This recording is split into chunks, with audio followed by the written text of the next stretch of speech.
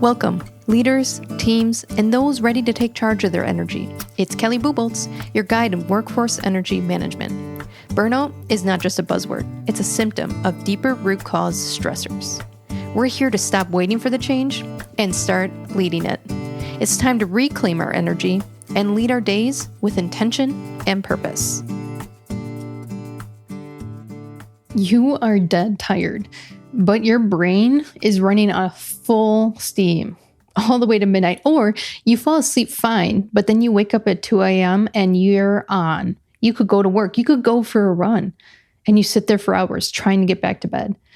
Why do we feel so depleted during the day, but can't wind down at the end of the night, can't get to sleep or wake up in the middle of the night with full energy? We're going to unpack the tired but wired cycle and what your body is trying to tell you. And this is coming from a burnout survivor, from someone who had insomnia for years on prescription medication and felt like I couldn't break this cycle. And really what I had to do is identify what was going on with my body and then use practical tools in this busy, ever-demanding world to reroute the cycle back to sleep. Now, this stress-induced imbalance where your body is physically drained, but your nervous system remains activated, is caused by chronic stress. That means you've been under stress a long time, or you had a traumatic event and you haven't fully recovered and you're still carrying that. It might be because you had too much screen time or caffeine, either overindulge or too late in the day, telling those crucial organs that release melatonin, the sleep hormone, that, you can produce less of that right now because we're so caffeinated. It can be caused by overstimulated brain, right? We multitask, we have notifications, we have requests and asks and demands all day long. It could be from constant problem solving. So you might be a caretaker or in a leadership role and you're on high alert, that firefighting mode. And because of these causes, you can't rest because your system doesn't feel safe enough to turn off. I want you to picture an animal being chased by a predator. All right. You wouldn't go take a long nap. You wouldn't go for a long 12-hour rest if you knew you were being hunted. And that's similar to what's going on in your nervous system. It doesn't feel safe to turn off. And that keeps you in this fight, flight, or freeze mode. Your body is tired, but your cortisol hormone, that stress hormone, is dysregulated. It's still pumping at all hours of the night, even though you're safe in your bed and you can relax. It's still going. Your mind is racing with all the unfinished tasks and the shoulds and the worry loops. Or in that conversation today, you could have said it differently. And so naps and sleep alone won't fix this. It's about safety and regulation. So common signs you're in this state. It's not temporary. It seems chronic. It's repeating. You can't fall asleep or you can't stay asleep. You're so wired at the end of the night and you're sluggish in the morning like you didn't even sleep. And because of these, you might be overreactive to even minor triggers, minor responses throughout the day. And you'll rely even more on caffeine to wake up or get into that screen scrolling to wind down for hours on edge. And with all these compounding, you feel edgy.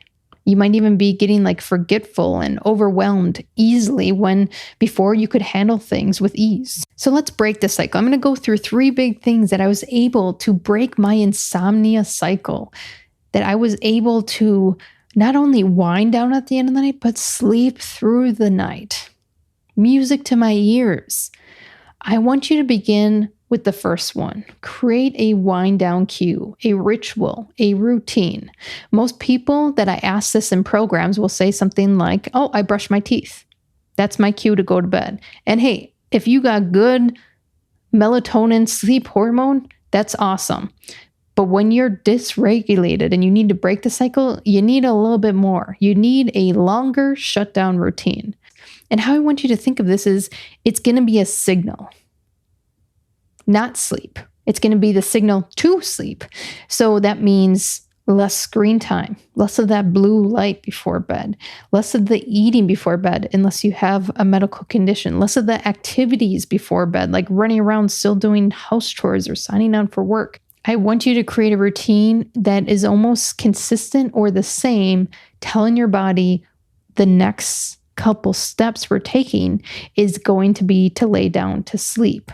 And when I started doing that, it was about an hour beforehand. And now I got 3 little kids. So an hour beforehand was quite an ask. But what I started doing is I would have an herbal tea, a relaxing herbal tea as I put the kids to bed, and I slowly sip on it. That was my first trigger in my routine. I stopped screens. That was my next trigger. There was no phone screens. There was no work. There was no binging Netflix. I stopped the screens. And then I stopped my activities, the laundry, the dishes, the prepping for tomorrow, the run around, the folding the blanket for the 5th time. I stopped all those type of activities. So I put my kids to bed. I read to them. I'm sipping on this tea. And then after, I'll either read. Sometimes I'll do a puzzle. Sometimes I'll just lay in bed talking to my partner. And in that was a signal. It was an hour-long signal saying, we are going to sleep soon. And it's interesting because even if I don't have tea now, even if I don't do a puzzle or a book, the moment I start tucking my kids in for bed, I start to get tired because my body has associated this routine with, let's begin releasing melatonin, the sleep hormone, because she's going to sleep soon. It was a phenomenal discovery that I had when rerouting the signals to my nervous system that it's safe, that it's time to wind down. Now, the second thing I did to break this cycle in the regulation of my nervous system is not so much at night, but in the morning. I began journaling. I began getting all that mental load, those thoughts, those rethinks, the you should, you could have, and I get them out on paper and out of my mind, because we know when you lay in bed and you're trying to get to sleep, you're thinking about all those things. So my nights started shifting a little lighter when I got those out right away in the morning. And they didn't haunt me then later in the day, in the nighttime.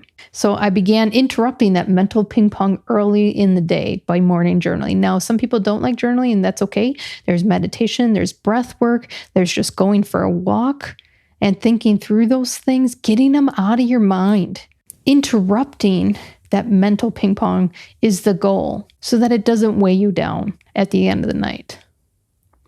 Now, the third thing I did was address the day's energy imbalances. That means, did I take micro recovery breaks?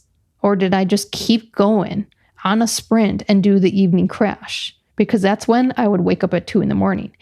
Did I let go of that push through mindset, that hustle mindset, the saying yes to everything, the people pleaser that was causing me to sign on for work in the late night hours, that was causing me to play catch up when I should be resting, stealing that nighttime rest? And by addressing those imbalances throughout the day, I regained time at night, not only for the ritual, but to actually wind down, because I was accomplished and had progress today versus having that productivity guilt. I reflected on all the work I did, so I feel like I can shut off for the night. And I focused on what was in my control so that I'm not lingering on all the what ifs.